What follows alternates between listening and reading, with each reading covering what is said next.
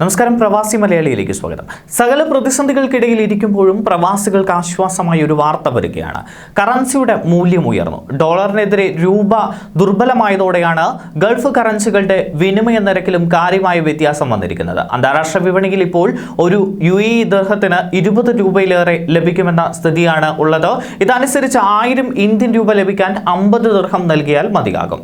UAEയിലെ വിവിധ എക്സ്ചേഞ്ചുകളിൽ മാർച്ച് 1 തിങ്കളാഴ്ച ഒരു ദിർഹം 20.03 രൂപയ്ക്ക് മുകളിൽ എത്തിയിരുന്നു. കഴിഞ്ഞ വർഷം ഏപ്രിലാണ് രൂപയുടെ മൂല്യം ഏറ്റവും താഴ്ന്ന നിലയിലേക്ക് എത്തിയത്.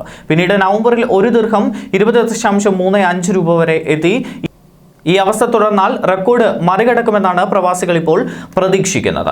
2020 മാർച്ച് മുതൽ ജൂലൈ വരെ മഹാമാരി ഏൽപ്പിച്ച കനത്ത ആഘാതത്തിൽ നിന്ന് രൂപ തിരിച്ചുവരില്ല എന്നാണ് പൊതുവെയുള്ള വിലയിരുത്തൽ. കോവിഡ് മഹാമാരി കറൻസി വളർച്ചാ സാധ്യതകളെ കാര്യമായി ബാധിച്ചു. തൊഴിൽ നഷ്ടം, ശമ്പളം വെട്ടിക്കുറയ്ക്കൽ തുടങ്ങിയ പല പ്രതിസന്ധികളിലൂടെയാണ് പ്രവാസികൾ കോവിഡ് കാലത്ത് മുന്നോട്ട് പോകുന്നത്. ചില ഗൾഫ് രാജ്യങ്ങൾ സ്വദേശിവൽക്കരണവും നടപ്പാക്കി തുടങ്ങിയതോടെ ദുരിതകാലം വിടാതെ പിന്തുടരുകയാണ്. ഈ സമയം വിനിമയ നിരക്ക് ഉയരുന്നത് പ്രവാസികളെ സംബന്ധിച്ച് വലിയൊരു നേട്ടമാണ്. ന്യൂസ് ഡെസ്ക്, പ്രവാസി മലയാളി.